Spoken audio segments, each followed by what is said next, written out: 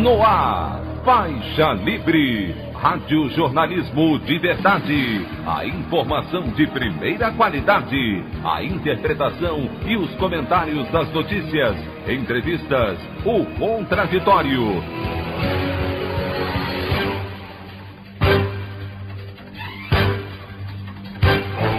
Tudo para aproximar você cada vez mais da realidade do Brasil e do mundo. Apresentação: Anderson Gomes. Governo e Congresso fecham um acordo para resolver impasse provocado pelo Orçamento 2021. Reitores de universidades públicas criticam a escolha de Cláudia Queda de Toledo para presidir a CAPES. Cúpula do clima desta semana deve pressionar ainda mais o governo brasileiro por redução de desmatamento da Amazônia, com Jair Bolsonaro e Ricardo Salles na mira de líderes mundiais.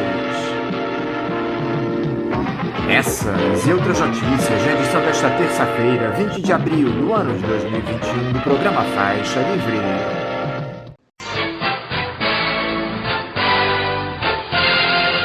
O comentário de Anderson Gomes.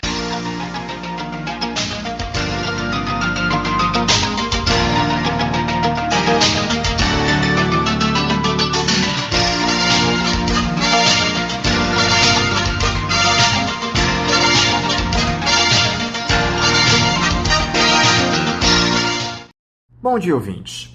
O descaso e a ideologização impostos pelo governo de Jair Bolsonaro quando o tema é a educação do nosso país não é algo novo.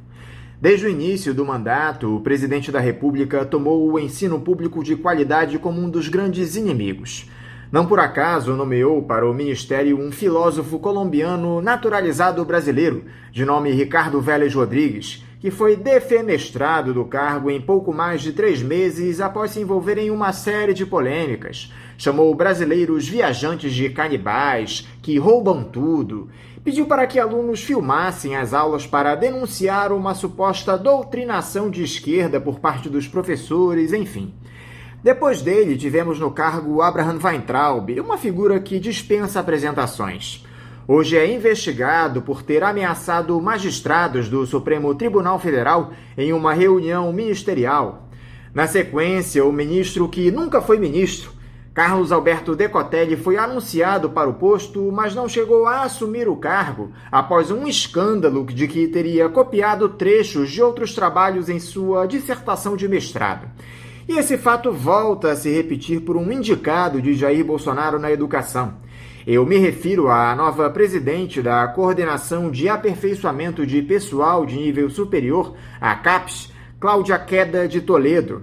Além de ter passado pelo constrangimento de dirigir uma instituição descredenciada pela própria CAPES em 2017, o Centro Universitário de Bauru, quando o curso de mestrado Sistema Constitucional de Garantias de Direitos, coordenado por ela mesma à época, recebeu nota 2 na avaliação quadrienal.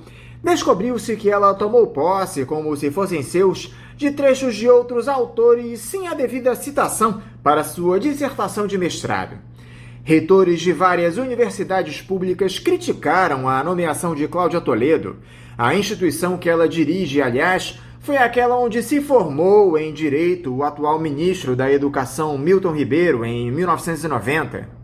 É mais um passo na cruzada do ex-capitão para acabar com a pesquisa científica no Brasil e desvalorizar o nosso ensino superior.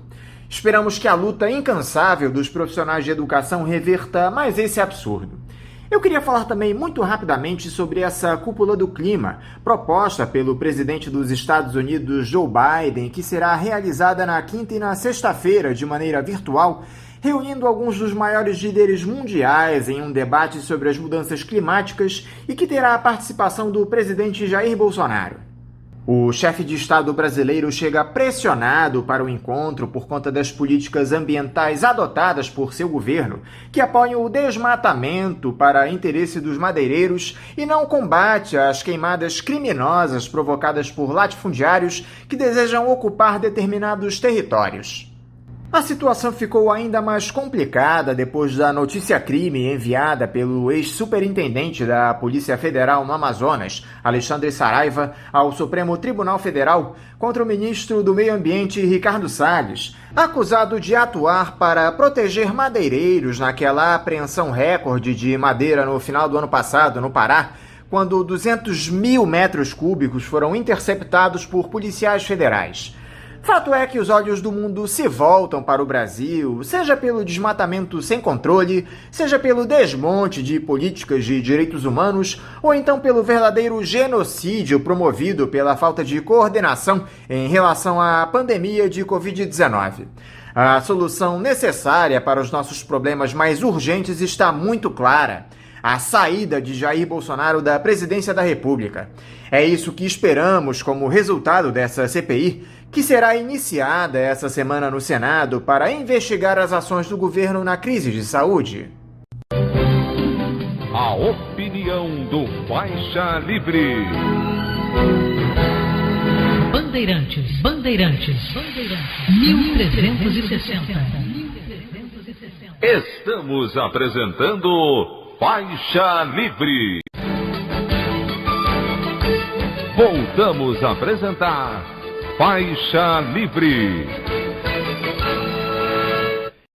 Estamos de volta, ouvintes, com o início da edição de hoje do programa Faixa Livre, que tem na sua produção a jornalista Celeste Sintra, auxiliada pela também jornalista Natália Moraes, tendo no comando do áudio o Francisco. Meu bom dia a todos. E meu bom dia também a você, que pode aqui participar nos enviando mensagens eletrônicas para o endereço ouvinte@programafaixalivre.com.br ou ainda registrando suas participações diretamente nas nossas redes sociais.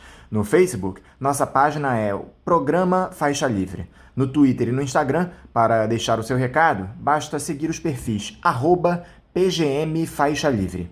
Lembrando que as participações por telefone estão inviabilizadas, pois durante o período da pandemia do novo coronavírus, nosso programa está sendo gravado no dia anterior à sua veiculação. Pedimos desculpas aos nossos ouvintes que costumam interagir conosco desta forma, mas foi a maneira encontrada pela equipe do Faixa Livre para mantê-los informados sobre o que acontece no país e no mundo com essa nossa visão crítica, e ao mesmo tempo preservando a saúde dos profissionais que levam o programa ao ar.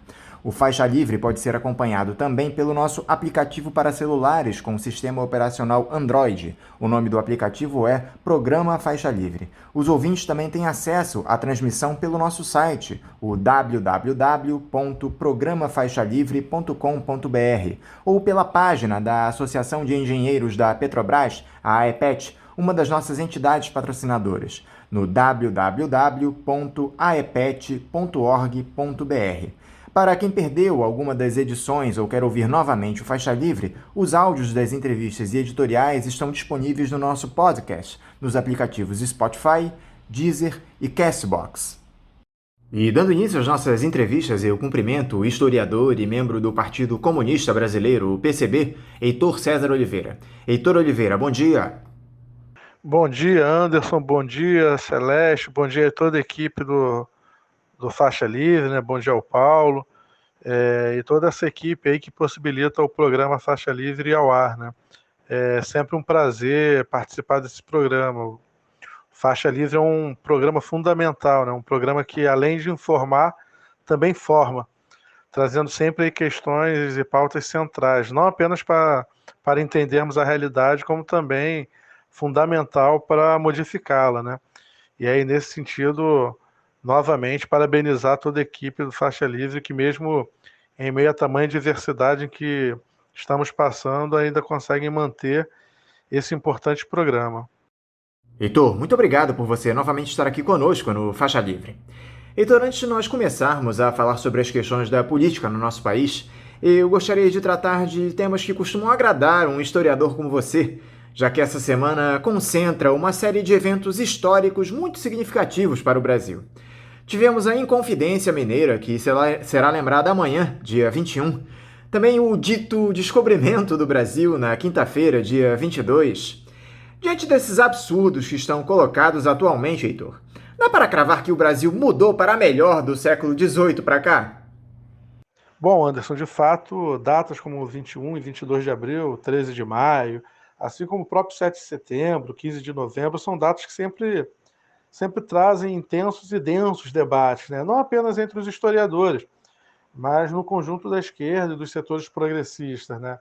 O Eric Hobsbawm, né, importante historiador, né, chegou a afirmar em um importante texto dele, né, que toda história é uma história contemporânea disfarçada, né? Até pelo fato de que nós trazemos para o nosso cotidiano, né, para a nossa forma de ver o mundo, né, tanto os fatos como os acontecimentos, né? E interpretamos a partir desse nosso momento, né, permeado pelas questões do nosso tempo, né? Hoje se pensa na Inconfidência Mineira com o olhar do século XXI, né? E com uma forma de perceber a luta política como se esta fosse travada no século XXI, né? E aí olhamos para esse importante fato com um olhar marcado pelas lutas do nosso tempo, né? Mas isso aí já é um outro debate, né? Sobre o nosso século XXI, né? E aí especificamente sobre o nosso período atual, sobre os nossos dias, né?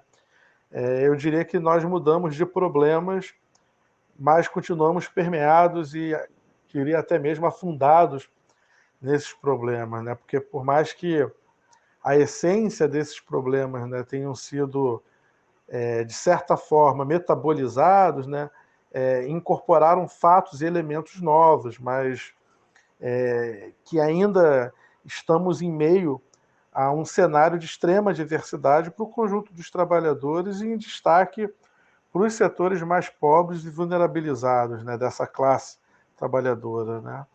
Hoje enfrentamos problemas de um capitalismo plenamente desenvolvido, né, de uma agenda ultraliberal aplicada por uma extrema-direita permeada de elementos fascistizantes, né? E aí, fazendo paralelo com as datas, né, o 22 de abril do ano passado, de 2020, né, ficou aí na história como palco daquela reunião ministerial dos horrores do governo Bolsonaro, né? E hoje o capitalismo brasileiro, podemos dizer assim, né, ele metabolizou em sua formatação um conjunto de atrasos históricos da própria formação social brasileira, né? Um capitalismo que não apenas não fez a reforma agrária, por exemplo, como se associou ao latifúndio e gerou essa coisa que é o agronegócio, né? Que é sócio e cúmplice do atual governo federal, né? E um capitalismo brasileiro, né, que manteve preconceitos como o racismo, o machismo e outras formas de opressões, né, e as colocou a serviço dessa dominação de classe, né? O capitalismo brasileiro, ele metabolizou esses elementos que são inclusive anteriores à sua própria formação enquanto sistema e os utilizou como elemento potencializador na exploração de classe, no domínio de classe, como algo para manter e para garantir o seu domínio, né? De fato, fazendo aqui um paralelo entre as lutas, né, da Inconfidência com o momento atual, eu diria isso, né? Continuamos imersos em problemas, né? Problemas diferentes, ou pelo menos na superfície diferentes, mas permeados por essências muito similares, né? Heitor, o retrocesso civilizatório que o nosso país atravessa sob a gestão inepta e genocida do Jair Bolsonaro faz com que muitos brasileiros percam as esperanças em relação à mudança desse panorama no curto e médio prazo. Não bastassem as mais de 370 mil mortes pela Covid-19, há uma crise econômica e social poucas vezes antes vista na história do país. Os índices de desemprego e desalento batem recordes. O número de pessoas que entraram na linha da pobreza durante a pandemia triplicou, atingindo 27 milhões de brasileiros, e o governo federal não se move. Parece que fica mais claro a cada dia, Heitor, que não se trata de incompetência ou irresponsabilidade. Isso faz parte de um projeto muito bem engendrado por essa figura nefasta que é o Jair Bolsonaro. Exatamente, Anderson. Os problemas que estamos atravessando estão longe de ser puramente causados por uma uma espécie de má gestão, né? Por mais que seja um governo que conseguiu reunir um combo dos horrores, né, se é que podemos usar essa expressão, no que diz respeito à sua composição, né, aos seus ministérios, suas secretarias, né, mas, como se evidencia cada dia mais, é um governo que conduz uma política que potencializou em muito a nossa tragédia e aprofundou esse quadro de caos generalizado em que nós estamos vivendo. Temos um governo que aplica uma agenda ultraliberal se aliando e se alinhando, né, aos setores mais atrasados, conservadores e reacionários da política nacional, um governo totalmente submisso aos interesses do capital internacional, que ataca constantemente o próprio Estado, né, os serviços, os direitos trabalhistas, né, direitos civis, as próprias liberdades democráticas, né, já tão frágeis no Brasil, vivem sob uma constante ameaça desse governo, né? E até mesmo pelo fato de ser um governo com fortes tendências aí autoritárias, né? Que aplica, como você mesmo falou, né, uma política genocida contra o povo brasileiro, principalmente contra os trabalhadores, né? E aí, nesse sentido, observando esse mapa geral, não dá para colocar nesse governo apenas a pecha de que é uma má gestão, ou uma gestão incompetente, ou uma gestão irresponsável. Na verdade, é uma política de governo voltada para atender os interesses de uma pequena minoria, para atender interesses do capital internacional e atacando, destruindo a classe trabalhadora e o conjunto da população brasileira. É, de fato, uma política genocida. E há alguma alternativa para todo esse drama enfrentado pela nossa população, Heitor? Que não a saída imediata do ex-capitão do cargo máximo do nosso país? Sim, eu acho que precisamos retirar esse governo. Não podemos nos limitar ao calendário eleitoral, não podemos esperar. Milhares estão morrendo todos os dias. Não dá para esperar 2022, não dá para esperar as próximas eleições, entendeu? Milhares estão morrendo.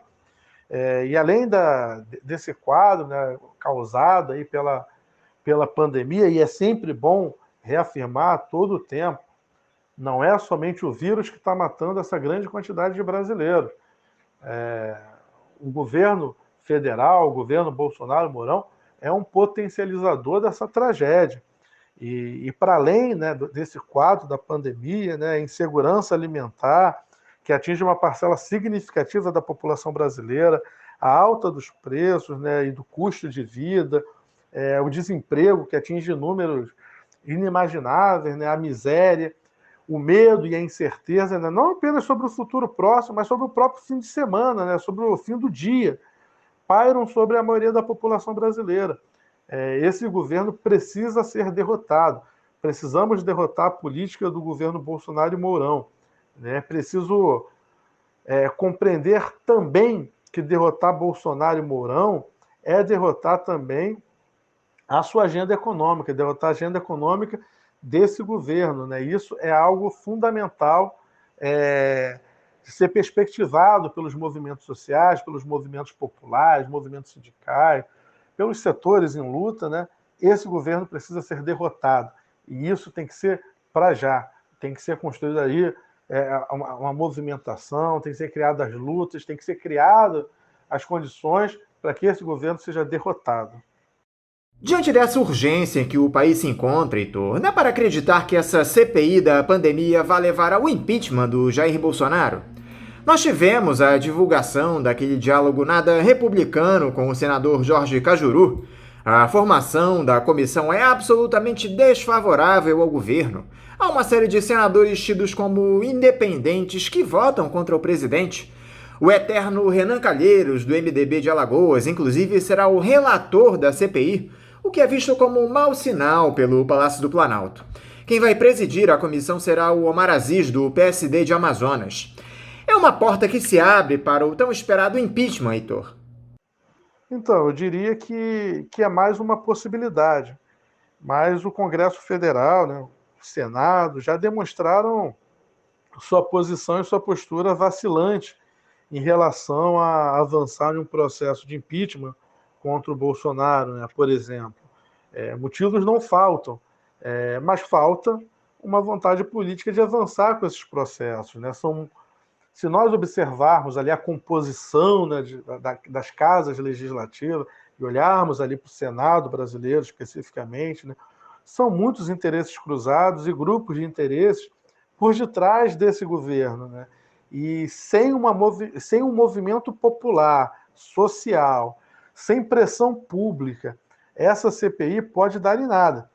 E mesmo tendo uma composição desfavorável ao Palácio do Planalto, se não ocorrer uma pressão popular, uma pressão da opinião pública, existe uma tendência de não dar em nada. E aí, nesse sentido, é pressão. Tem que ter pressão dos órgãos de imprensa, tem que ter pressão da imprensa alternativa, das imprensas populares, dos movimentos sociais, dos movimentos sindicais, populares. Nós temos que ter essa válvula de pressão sobre o Congresso, sobre o Senado, para que, de fato, essa CPI possa apontar e se desenvolver no caminho aí de um impeachment do governo Bolsonaro. Aliás, Heitor, eu gostaria até de aproveitar aqui para dizer o nome dos 11 senadores que compõem essa comissão parlamentar de inquérito do Senado, que eu acabei ainda não citando. São eles o Renan Calheiros, como eu comentei, o Otto Alencar e o Tasso Gereissati, os três considerados independentes mais próximos à oposição. Os oposicionistas Humberto Costa e Randolfo Rodrigues, os governistas Ciro Nogueira e Jorginho Melo, os também tidos como independentes, mas aliados do Palácio do Planalto, Eduardo Girão e Marcos Rogério, e os independentes Eduardo Braga e Omar Aziz. Pois bem, com tudo que está em jogo, Heitor, que tipo de movimentação pode influenciar os votos desses senadores considerados independentes? É isso, né? Eu volto a afirmar, Anderson, precisamos de pressão popular. Porque por mais que existam os motivos que mais do que justificariam, né, avançar a CPI para um processo de impeachment, né, nós sabemos que a maioria do Congresso, a maioria do Senado se movimenta por interesses e que em muitos casos, né, convergem com a política econômica do governo federal, né? Eles criticam, eles fazem moções de repúdio, mas avançam um pouco em qualquer ação mais concreta contra o governo Bolsonaro. E aí é muito nítido, né, que são interesses cruzados ali que estão por detrás e que existe muito jogo de cena, né, envolvendo aí esses atores. E aí, nesse sentido, volto a afirmar, sem pressão popular, sem pressão da chamada opinião pública, pouco se avançará. Porque o quadro que nós temos é basicamente esse, é um quadro de que, por mais que nós tenhamos, né, um conjunto ali de nomes que possam ser adversários ou críticos ao governo federal, tem muitos interesses por detrás, muitos interesses cruzados que impactam no desdobramento das investigações, que impactam no próprio desenvolvimento do processo de CPI. E aí, nesse sentido, se não houver um protagonismo, né, da pressão popular, a tendência é que não dê em nada, né? E aí, nesse sentido, eu volto a dizer, né, é preciso sair da posição de torcedor do Congresso, de torcedor do Senado, de torcedor da CPI, e passarmos para um papel de protagonista. Organizar luta, organizar movimento, organizar pressão. Porque sem esse tipo de movimentação, de fato, chego a achar que pouco se avançará, né? É possível avançar, claro que é, mas para avançar é necessário ter toda essa movimentação popular, né? Toda essa pressão popular.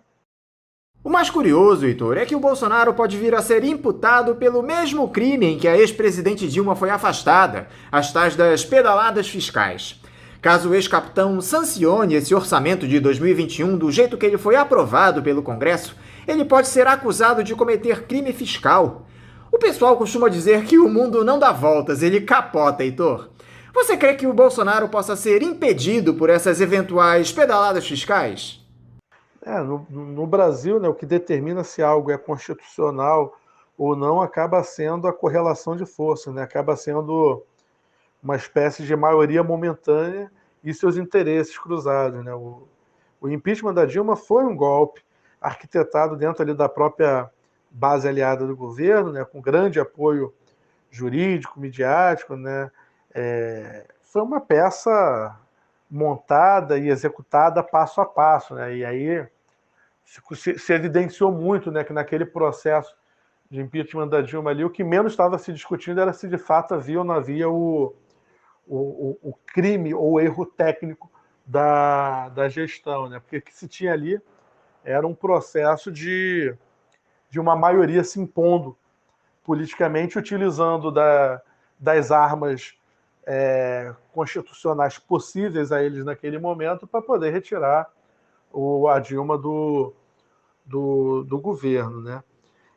Mas, como você mesmo falou, né, o mundo dá volta e às vezes, inclusive, ele capota, né? E são as ironias, né?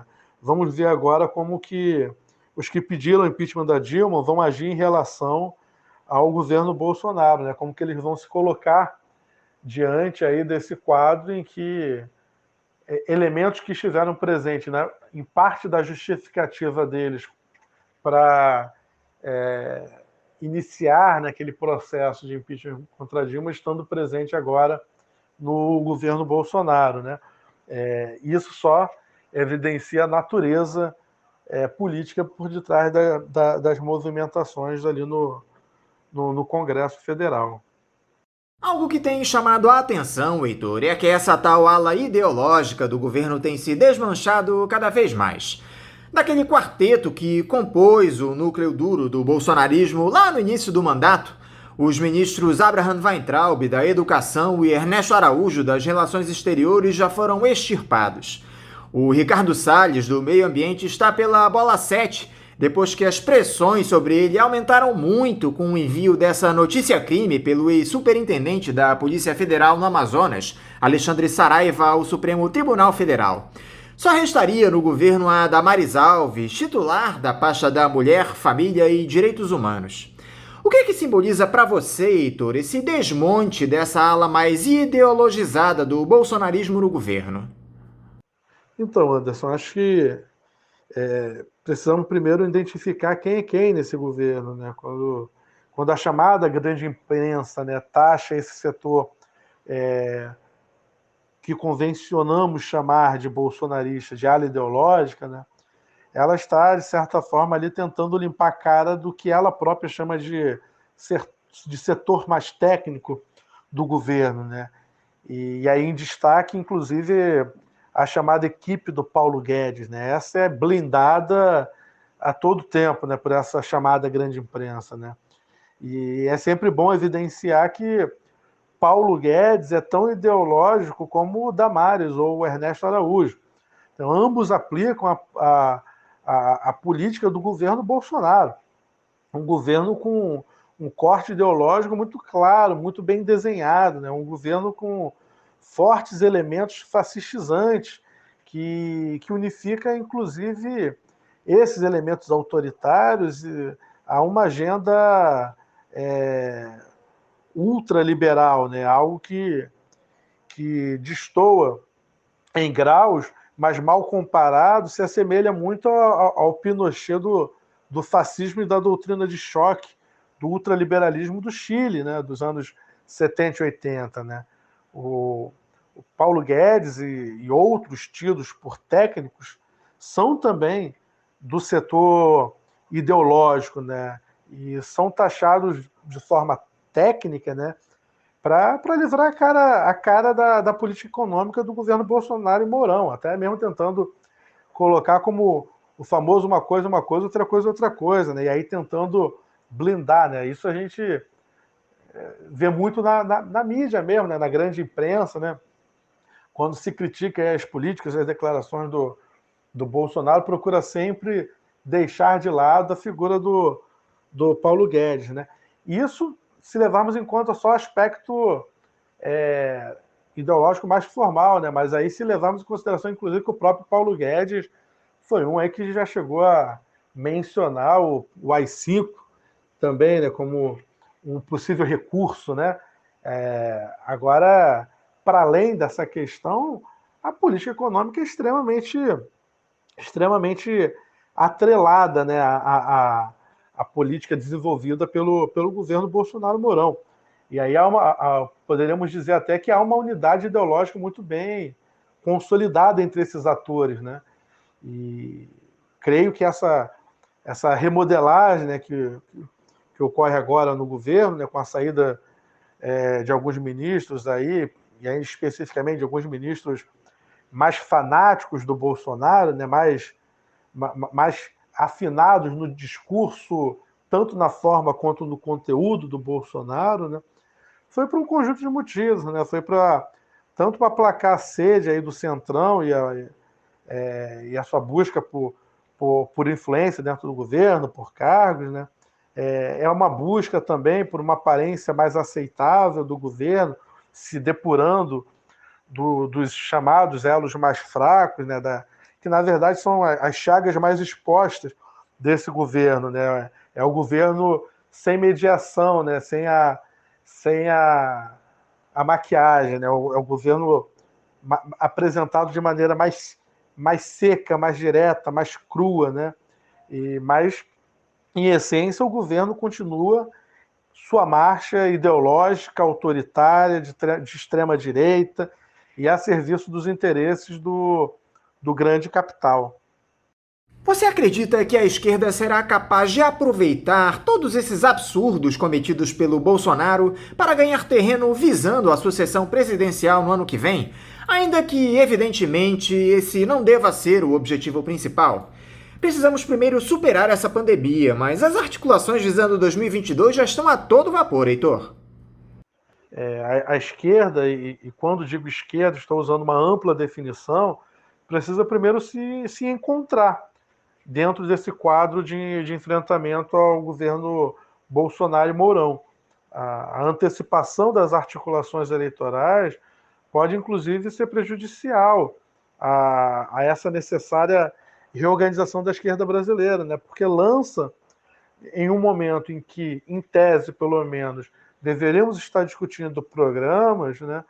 Lança nomes para a eleição do ano que vem. Isso, inclusive, pode, em vez de pavimentar unidades, implodir de vez qualquer possibilidade de diálogo, né? E isso seria um desserviço, não apenas para a esquerda, mas para o momento político, para a realidade política, para o conjunto da classe trabalhadora brasileira, né? Claro que nós devemos discutir 2022, né? Claro que temos que pensar em nomes, claro que temos que pensar em alianças políticas, né? Mas isso tudo deve ser produto e desdobramento de um debate que se paute em elementos programáticos, né? Compreendo que o momento atual ele demanda, né, essa ampla unidade de ação na esfera e no campo da resistência, mas no interior desse campo mais amplo devemos trabalhar um bloco com maior identidade política e programática, para inclusive formularmos o nosso programa, as nossas respostas, né, que articule tanto elementos emergenciais de enfrentamento aí à pandemia e aos seus impactos na vida e na sociedade como um todo, né, com respostas na geração de empregos, no tabelamento de preços, na revogação da emenda constitucional do teto de gastos, da revogação das contrarreformas, né, tanto da Previdência quanto da trabalhista, né, como também rearticular uma necessária contraofensiva dos trabalhadores, dos movimentos sociais, populares, progressistas, né, dos movimentos vinculados a uma linha política socialista, dos comunistas, né, uma contraofensiva do nosso campo político, né? E eu diria que esse movimento é fundamental, essa rearticulação. E essa rearticulação programática, até mesmo para não nos diluirmos em meio a essa ampla unidade contra o Bolsonaro, como também para não sermos instrumentalizados pelas diferentes frações em luta política pelo poder no país, né? Nós temos que ter o nosso programa, nós temos que ter as nossas propostas. E isso precisa ser alvo de um conjunto de debates, de discussões, que não envolva somente a cúpulas de organizações, mas que envolva fundamentalmente a classe trabalhadora, suas organizações, suas entidades representativas, seus movimentos, né? Eu acho que essa seria uma movimentação de extrema importância, né? E o que difere um campo mais amplo de um campo com maior identidade política é justamente, e deve ser, né, o programa.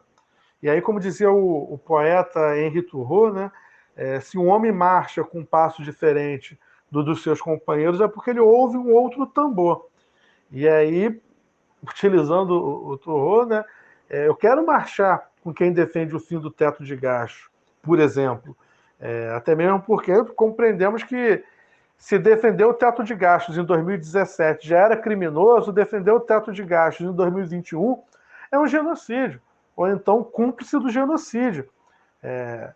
2022, Anderson, acho que, paradoxalmente falando, né, nunca esteve tão perto, nunca esteve tão longe como está agora, né? E aí, nesse momento, precisamos avançar no sentido de um encontro nacional da classe trabalhadora. Eu acho que isso seria um passo de grande importância, né? Um encontro nacional da classe trabalhadora, né?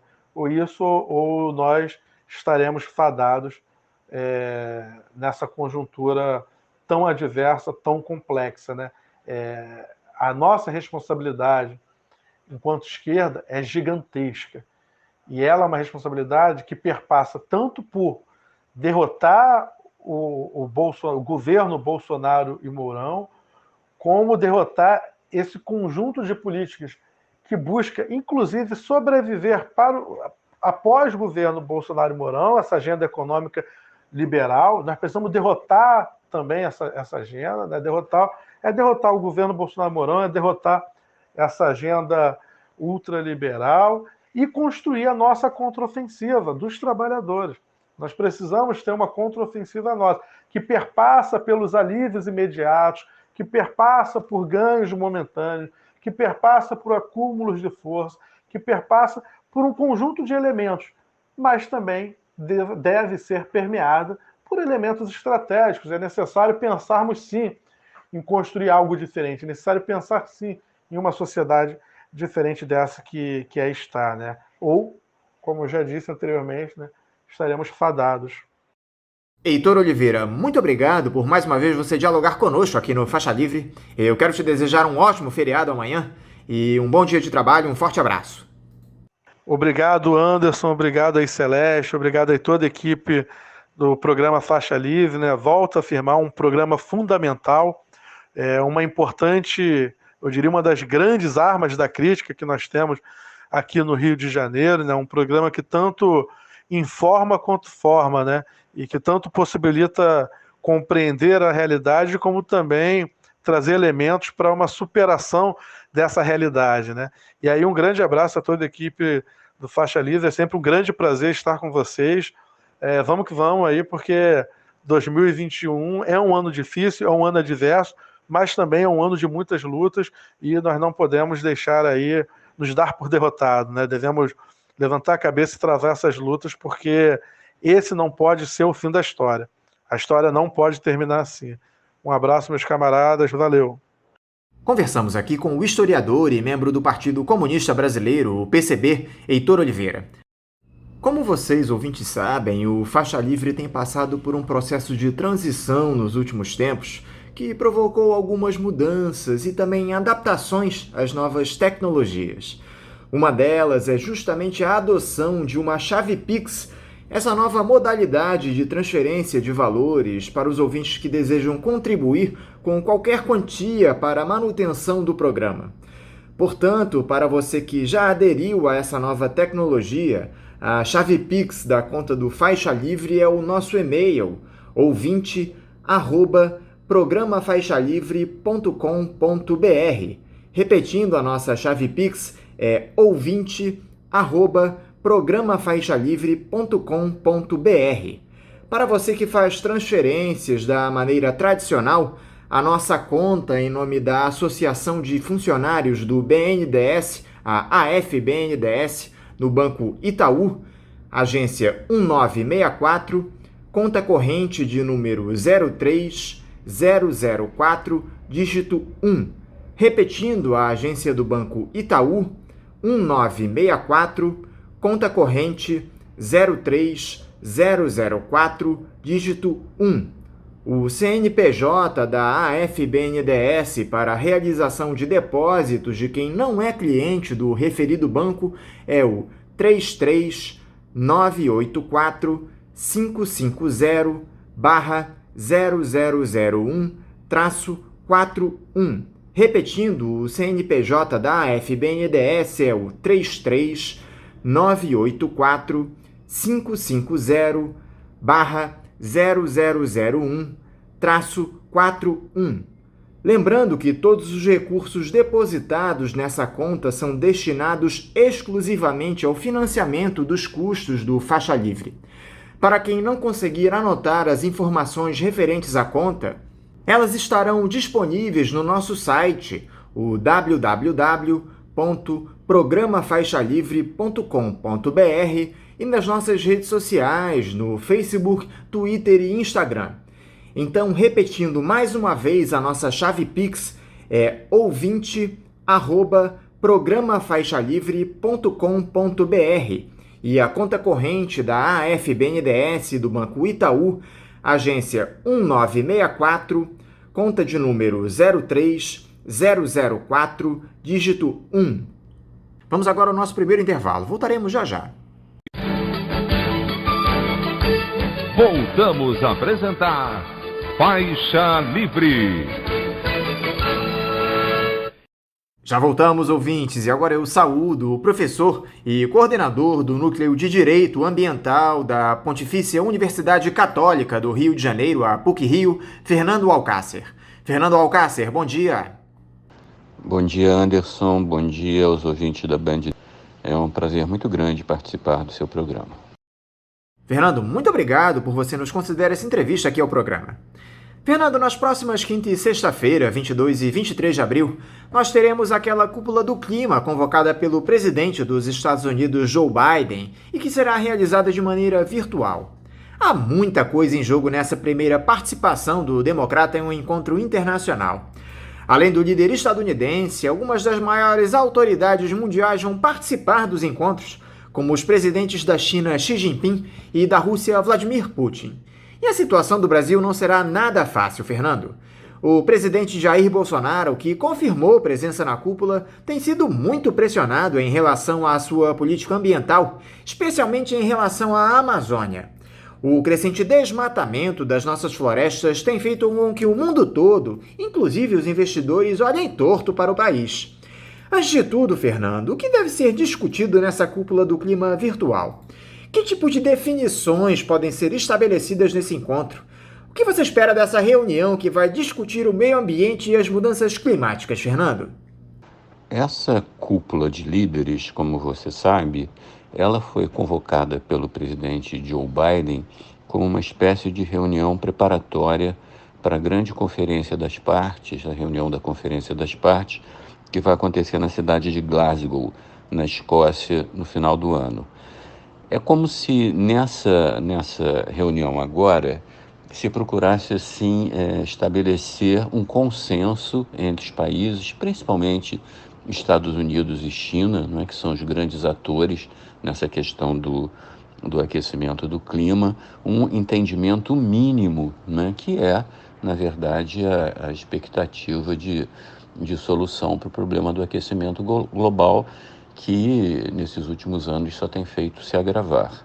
Então, eu tenho a impressão de que o que vai acontecer de definições é mais um compromisso político, é mais um reconhecimento de que houve uma mudança na posição dos Estados Unidos, que, como você sabe, durante o governo Trump, os Estados Unidos se retiraram do Acordo do Clima e, com isso, houve claramente um atraso muito grande no avanço das negociações. Então, o que se espera é que agora os Estados Unidos retomem o seu papel de liderança, que consigam fazer com que a China e a Europa caminhem juntos. É isso que se espera, é isso que eu espero também, porque afinal a gente não pode esquecer que a gente está falando aqui do futuro do planeta, né? Do futuro, pelo menos do futuro da vida humana no planeta.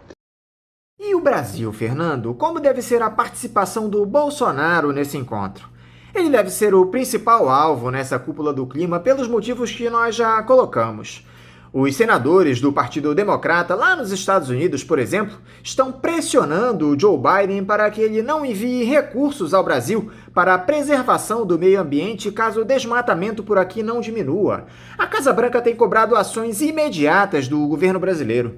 Você acha que o nosso presidente conseguirá se sair bem dessa enorme batata quente, Fernando?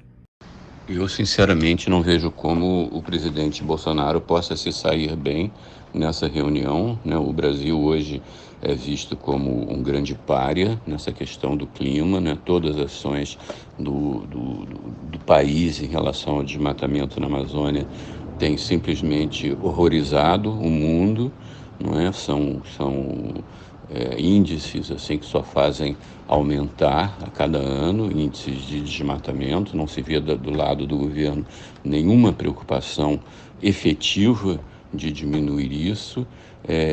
O discurso do Bolsonaro, por sua vez, pedindo no sentido de que o Brasil precisa de dinheiro para resolver as suas questões de desmatamento da Amazônia, é um discurso que não tem mais a menor aceitação, né? O que se espera, o que o mundo espera do Brasil são ações, e ele não vai ter nenhuma ação para apresentar, ação concreta para apresentar nessa conferência agora, não é? Pelo contrário.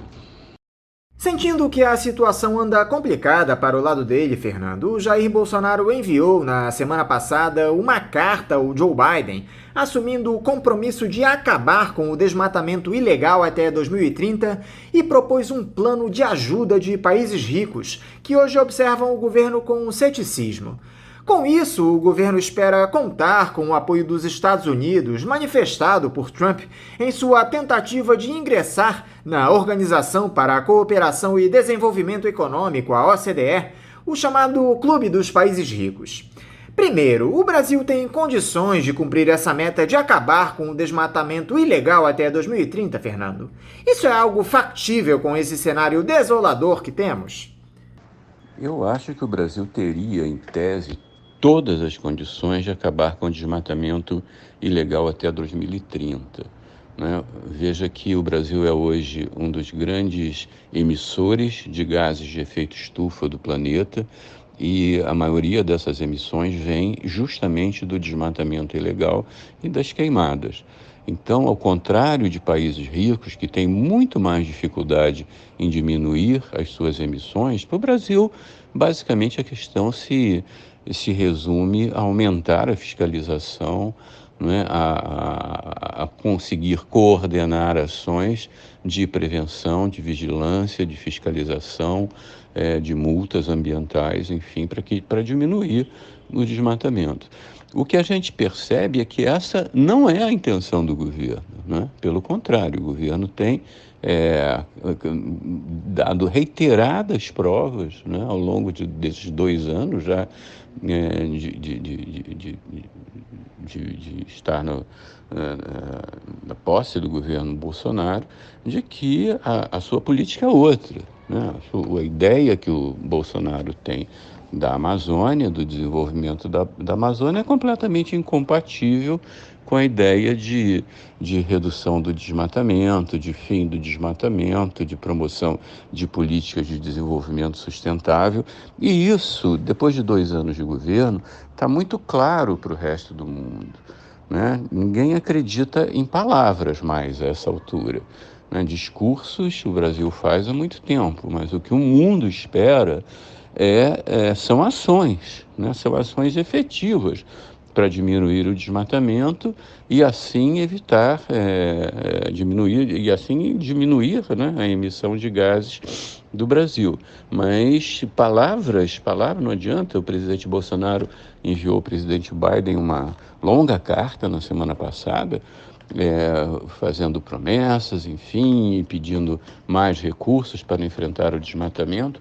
Mas não é isso que o mundo espera. O mundo esperava ações. E de hoje até a reunião, que é agora, no final dessa semana, não se vê que ações o governo poderia tomar para mudar essa sua imagem perante o resto do mundo. Agora, Fernando, surgiu a notícia de que Biden e Bolsonaro estariam alinhavando um acordo sobre o clima a portas fechadas, secreto mesmo. Algumas organizações brasileiras até enviaram um documento ao presidente dos Estados Unidos sobre o fato de o ex-capitão ser o pior inimigo do meio ambiente e que decisões desse tipo devem ser tomadas envolvendo a sociedade civil e as populações locais. Até a Associação dos Povos Indígenas do Brasil, a APIB, lançou um vídeo em inglês endereçado ao líder estadunidense falando sobre esse acordo secreto e o histórico do Bolsonaro. Existe essa tentativa de acordo, Fernando?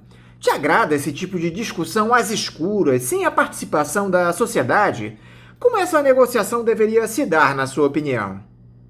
Eu não acredito, sinceramente, que haja algum tipo de acordo secreto entre o Brasil e os Estados Unidos. O que eu acho, sim, é que essa é uma questão muito delicada, né? Acho que o Brasil, os Estados Unidos não podem correr o risco de perder o Brasil, digamos assim, para a China, né? Nesse contexto em que existe uma disputa assim, muito grande por espaços políticos no planeta. Então, me parece óbvio que os Estados Unidos tratem essa questão com cuidado.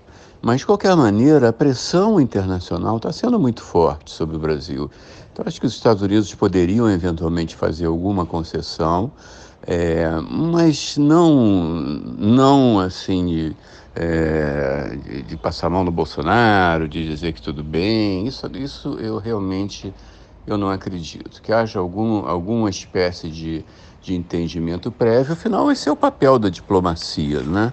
Mas vamos ver o que o Bolsonaro vai dizer nesse encontro e quais vão ser as repercussões, porque a verdade é que o Brasil não tem nada para apresentar, né? O que o Brasil tem para apresentar? O Brasil tem para apresentar desmatamentos, queimadas, demissão do superintendente da Polícia Federal, que estava combatendo o desmatamento, taxas explodindo de desmatamento desde o início do governo Bolsonaro, uma política genocida em relação aos povos indígenas. Enfim, o Brasil vai para essa reunião literalmente de mãos vazias, né? Vamos ver o que pode sair, mas eu acho muito difícil, porque a essa altura, faltando 3 dias para a reunião, talvez entregar a cabeça do Ricardo Salles pudesse ser assim, uma saída honrosa para o Brasil agora, que poderia eventualmente despertar alguma simpatia internacional, alguma expectativa de que o Brasil esteja mudando. Mas a gente tem que ver também o lado da política interna, o lado do Bolsonaro. É essa gente que ainda é fiel a ele, a parte mais retrógrada, mais reacionária do agronegócio, o garimpo, são os desmatadores ilegais, enfim. Num contexto em que o presidente do Brasil está cada vez mais isolado politicamente, esse é o apoio que resta a ele.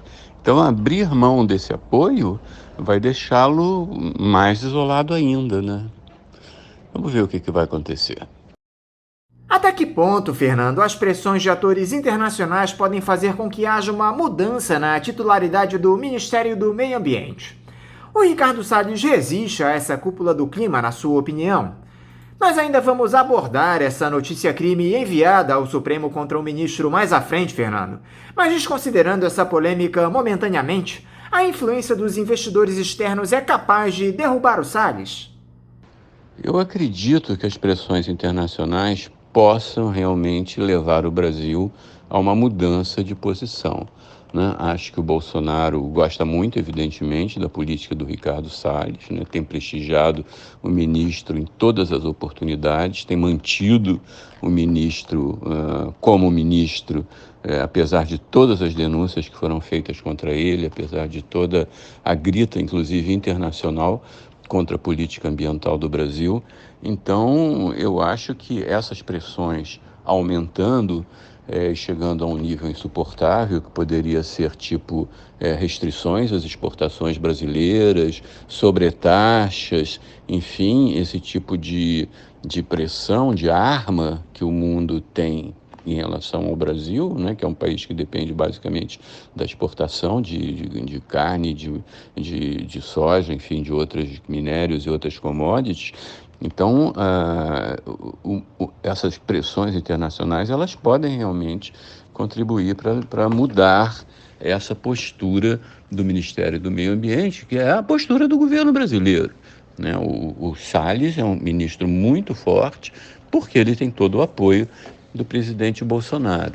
Então, eu acho que ele resistirá no cargo enquanto o Bolsonaro não estiver convencido de que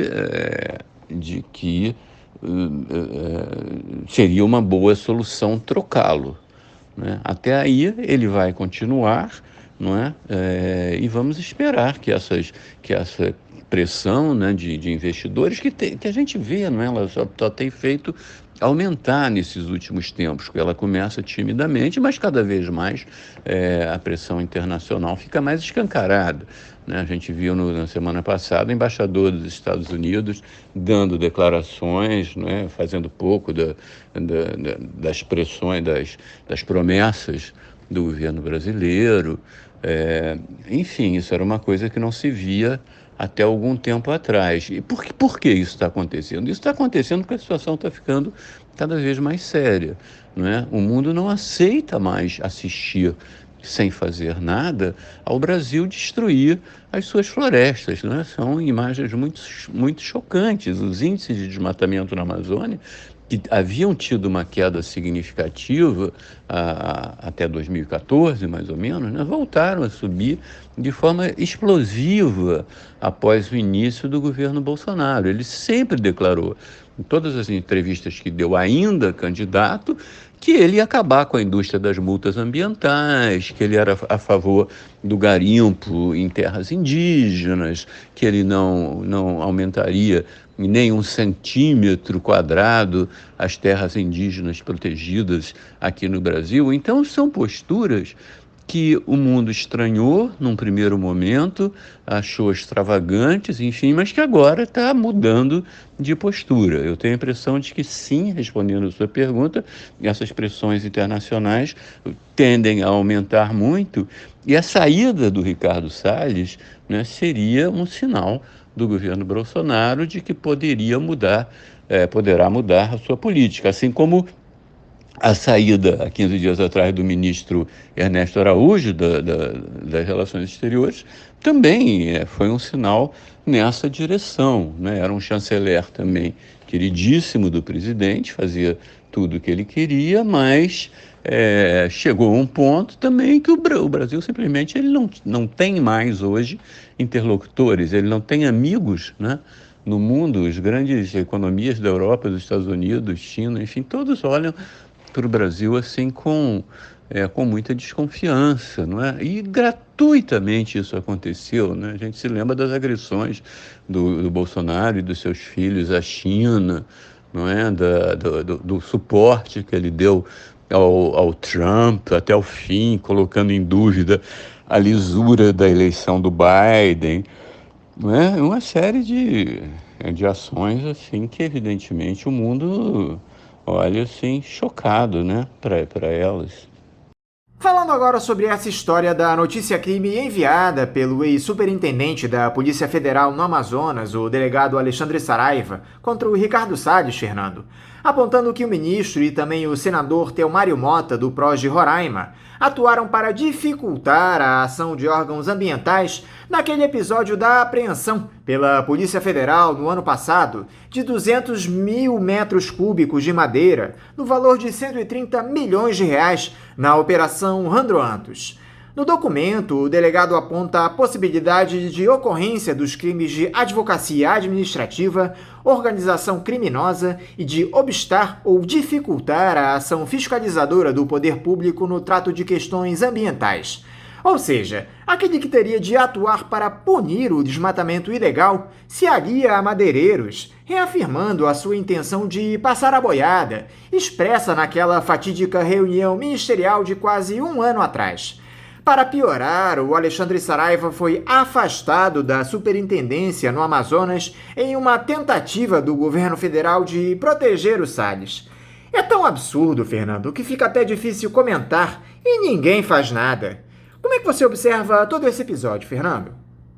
Essa história do superintendente da Polícia Federal no Amazonas, da sua demissão, da sua exoneração após ter enviado uma notícia-crime ao Supremo Tribunal Federal denunciando a ação do ministro Ricardo Salles, de um senador, de total apoio à extração ilegal de madeira, né? Daí foi realmente um escândalo. Nunca se tinha visto isso, né? Imagina para o superintendente da Polícia Federal dar uma notícia ao Supremo Tribunal Federal de crimes que o ministro estaria acontecendo. Isso é absolutamente inédito, né, na história do Brasil.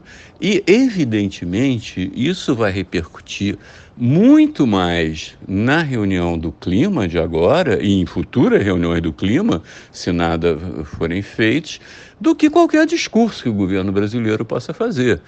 Não adianta fazer belos discursos, escrever cartas, dizer que está se comprometendo, que vai mudar e tal. O que o mundo espera, e aí é que está a grande questão, são mudanças efetivas na política brasileira em relação ao desmatamento na Amazônia.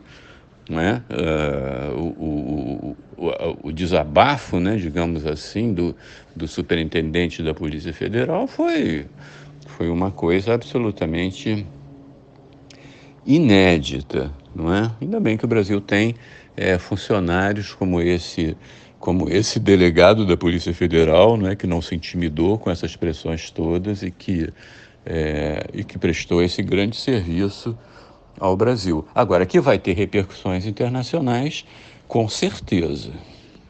Para encerrar, Fernando, dá para esperar que os desdobramentos desses episódios, tanto a cúpula do clima como essa notícia-crime contra o Ricardo Salles, promovam uma guinada na política ambiental do governo federal? Você está otimista quanto a isso? Você pergunta se pode haver uma guinada na postura do Brasil? Eu acho que tem que haver, né? Tem que haver, de uma maneira ou de outra, cada vez mais insuportável, né, na medida em que a ciência vai mostrando a gravidade da questão climática, o absurdo da contribuição brasileira expressa em índices de desmatamento que nada justifica, né, apenas para atender a interesses de grileiros, interesses de garimpeiros, interesses de madeireiras ilegais. Não é possível que o Brasil, em pleno século XXI, o mundo inteiro preocupado com o aumento da temperatura no planeta, que o Brasil continue se permitindo isso, continue se permitindo zombar, né, fazer pouco do que a ciência internacional está mostrando, né? Enquanto o Trump, o presidente Trump, como nós sabemos, ele retirou há 5 anos atrás os Estados Unidos do clima, do Acordo do Clima de Paris, né? Disse que não tinha mais meta nenhuma, e o Bolsonaro adorou isso, né? Quer dizer, até recentemente ele tem feito assim pedaladas, né? Dado pedaladas para ver se consegue aumentar o nível de desmatamento no Brasil legalmente, o nível de emissão de gases de efeito estufa legalmente. Isso é alguma coisa que escandaliza, a palavra é essa, que escandaliza o mundo inteiro, né? Porque cada vez mais ganha corpo essa percepção de que nós somos um planeta, né? E que o que o Brasil está fazendo com as suas florestas tem, evidentemente, repercussão internacional. Não é conversinha de ecologistas, né? Mas é uma coisa seríssima. A gente está falando de interesses de gerações futuras, né? Da viabilidade da qualidade de vida das gerações futuras. Então, não dá para entender, né, o Brasil ter essa postura negacionista e resistente a todas as evidências da ciência. Então eu sou otimista, sim. Eu acho que de uma maneira ou de outra, né, esse governo vai ter que alterar as suas políticas em relação ao desmatamento, em relação ao clima no mundo. Fernando Alcácer, muito obrigado por você conversar aqui conosco no programa. Eu quero te desejar um ótimo dia de trabalho e deixar aqui o meu abraço. Eu que agradeço, foi um grande prazer conversar com você e com os ouvintes da Bandeirantes. Um grande abraço. Conversamos aqui com o professor e coordenador do Núcleo de Direito Ambiental da Pontifícia Universidade Católica do Rio de Janeiro, a PUC-Rio, Fernando Alcácer. Vamos agora a um novo intervalo. Voltaremos daqui a pouquinho. Voltamos a apresentar Faixa Livre. Já voltamos, ouvintes, e agora eu converso com o professor de Economia da Universidade Federal do Rio de Janeiro, a UFRJ, e pesquisador do Instituto de Estudos Estratégicos de Petróleo, Gás Natural e Biocombustíveis, Eduardo Dutra, o INEP, da Federação Única dos Petroleiros, a FUP, Eduardo Pinto. Eduardo Pinto, bom dia. Bom dia, Anderson. Bom dia, ouvintes do programa Faixa Livre. Obrigado pelo convite novamente, Anderson, e um abraço a todos e todas que acompanham o programa Faixa Livre. Eduardo, eu quero te agradecer por mais uma vez você estar aqui conosco no Faixa Livre. Eduardo, esse novo agravamento da pandemia de Covid-19, como era de se esperar, tem provocado efeitos econômicos devastadores no nosso país. O número de pessoas que entraram na linha da extrema pobreza foi ampliado de maneira alarmante. 60% dos domicílios no país vivem em situação de insegurança alimentar. O quadro é desesperador. E o governo reage a isso depois de muita pressão, com um auxílio emergencial que não passa de R$ 150 em 4 parcelas em muitos casos. Falta comida na mesa dos brasileiros, Eduardo, e a gestão irresponsável do Paulo Guedes só está preocupada com o grande capital. O problema é que esse tipo de postura das classes dominantes, desprezando as demandas da população pobre no nosso país, é algo histórico, não é, Eduardo? Essa primeira pergunta que você fez, Anderson, eu acho fundamental, o que mostra na pandemia a responsabilidade tanto desse governo, né, da sua posição terraplanista no que diz respeito ao combate à pandemia, como também aos nossos setores dominantes. E por que eu estou ressaltando isso? Tá? Porque o que a gente tem observado desde a pandemia, o ano passado, a economia encolheu 4,1%. Tá? O caos e o problema social só não foi maior por causa do auxílio de R$ 600. Isso permitiu, inclusive, que os segmentos de renda mais baixa conseguissem até melhorar as condições materiais. Tá? Só para você ter ideia, sem um auxílio emergencial, segundo o estudo do próprio Ministério da Economia, tá? As pessoas estariam recebendo durante a pandemia, no ano passado, tá? Entre os 10% mais pobres, cerca de R$ 40 por mês per capita. Ou seja, se você pensa, 21 milhões de pessoas aproximadamente, sem o auxílio ano passado, teriam recebido, os mais pobres, teriam recebido em torno de R$ 40 por mês. O auxílio de 600 ao longo do ano passado permitiu, inclusive, que uma parte expressiva dessa população mais pobre, tá, melhorasse condições materiais. Com o fim do auxílio em dezembro do ano passado, você jogou milhares de pessoas na pobreza extrema e hoje, inclusive, todas as estatísticas e dados mostram que a vulnerabilidade da questão alimentar ganhou um novo patamar no Brasil, em que quase metade da população brasileira tem dificuldades ou problema ou vê com empecilhos adquirir alimentos. tá?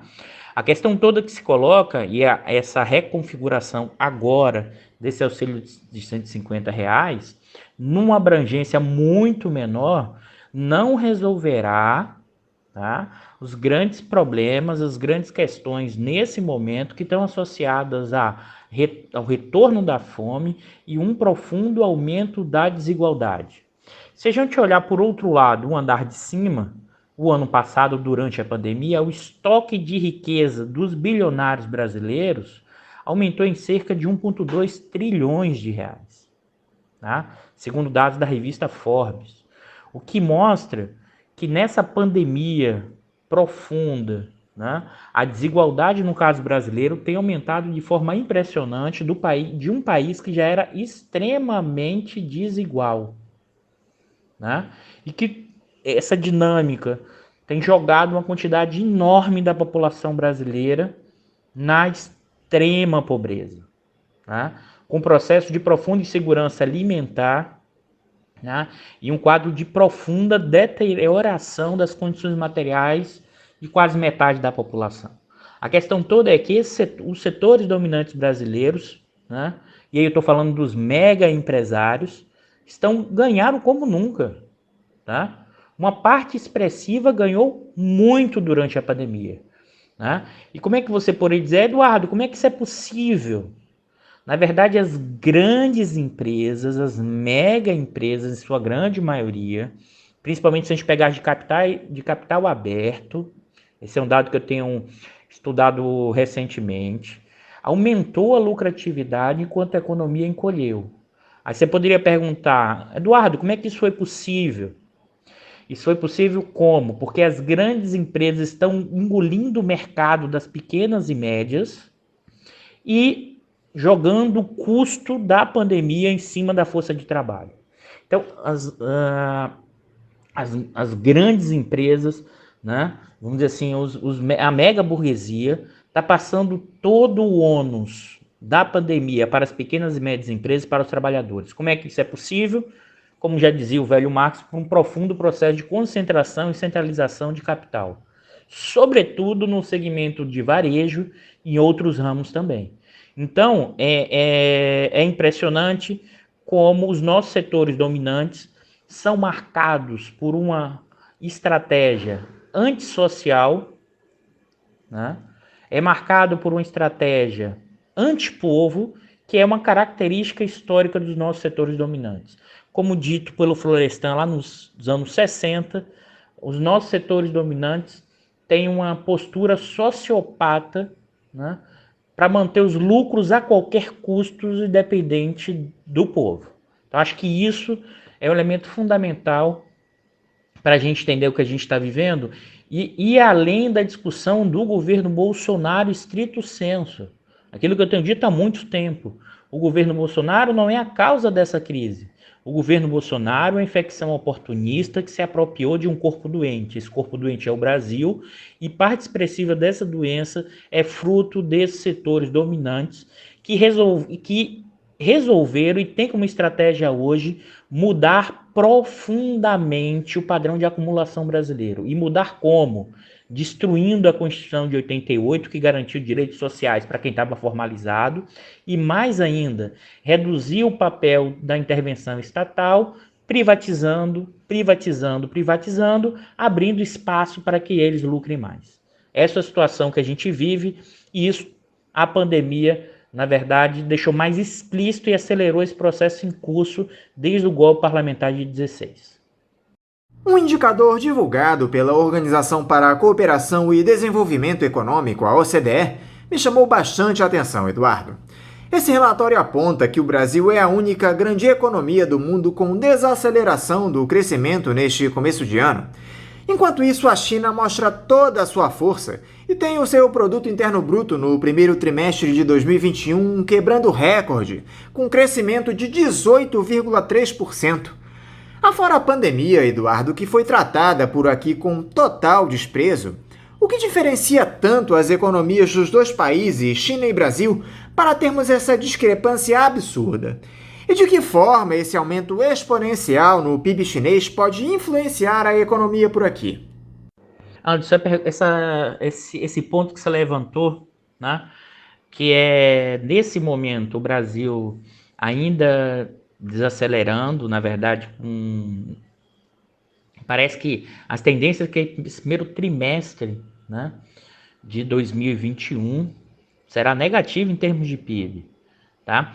Eu acho que é importante aqui a gente fazer dois elementos, duas questões. Primeiro, é pensar, né, como alguns países já estão se recuperando da crise, e você alertou muito bem os dados da própria China, que mostram um crescimento de 18,3% no primeiro trimestre. Tá?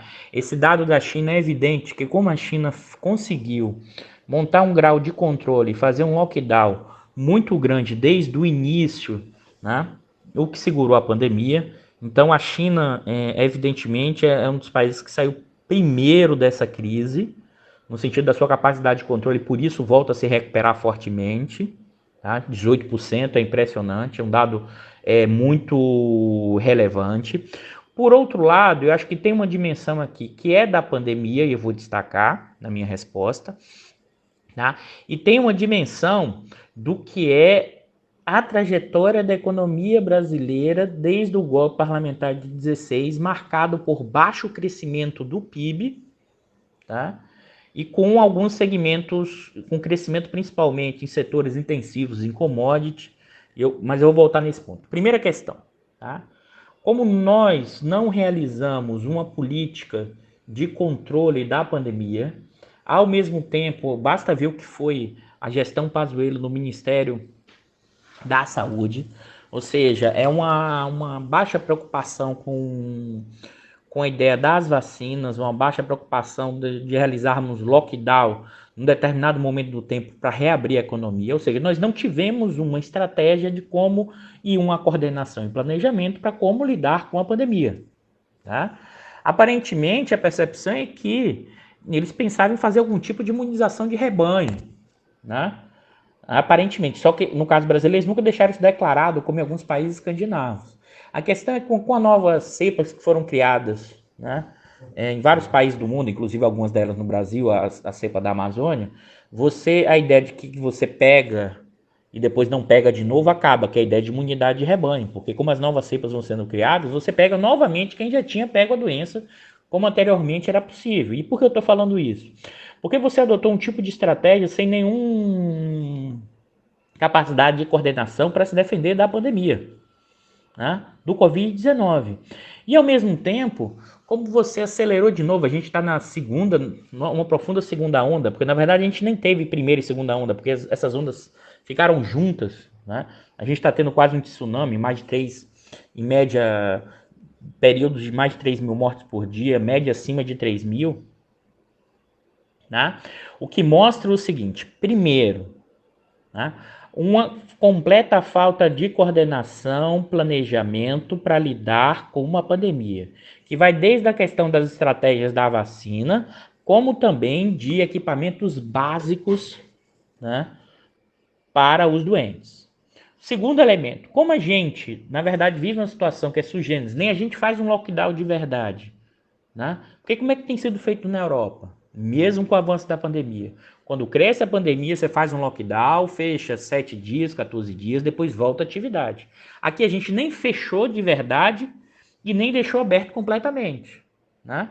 Então isso, em certa medida, e com as dificuldades desse fechamento parcial ou não, dessa falta de coordenação para lidar com a pandemia, você gerou um tipo vamos dizer assim, de crescimento econômico muito mais baixo, porque você não coordenou a atividade econômica via Estado, que é um elemento fundamental. Você não coordenou os impactos da vacina e da pandemia. Esse é o primeiro ponto. E não por acaso, enquanto o mundo já está desacelerando o número de mortes pela pandemia, nós estamos crescendo, né? Nós somos o país retardatário em lidar com esse tipo de evento, que é difícil. Vamos pensar o seguinte, Anderson: já seria difícil se tivéssemos um bom governo, já seria difícil se tivéssemos uma boa burocracia, já seria difícil se não estivéssemos vivendo uma crise econômica anterior à pandemia, de baixo crescimento e de piora distributiva. Agora, nós pegamos uma pandemia no momento que temos um governo fragilizado, com uma baixa capacidade burocrática para tocar esses processos e uma completa descoordenação. Por outro lado, a China é o oposto disso. E por que o oposto disso? Porque a China, na verdade, foi coordenação, centralização e controle no combate à pandemia, tá? Que impediu que a pandemia continuasse avançando. Tá?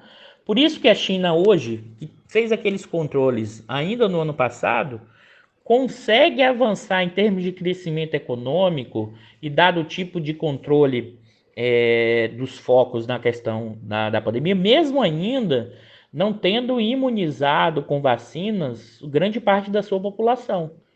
Porque você conseguiu fazer um isolamento social grande do país em relação aos outros países e das regiões onde tinham pandemia. Então isso tem a ver com capacidade de planejamento. Por outro lado, a economia chinesa, e por isso, a economia chinesa é uma das primeiras a decolar na saída da pandemia. E o que isso implica, Anderson? Né? Essa discrepância, assim, a gente chegou num patamar que não dá nem para comparar com a China, sabe, Anderson? A gente está virando pária de qualquer processo internacional e na nossa capacidade de coordenar e planejar minimamente as nossas atividades. O básico, tá? A gente está faltando agora equipamento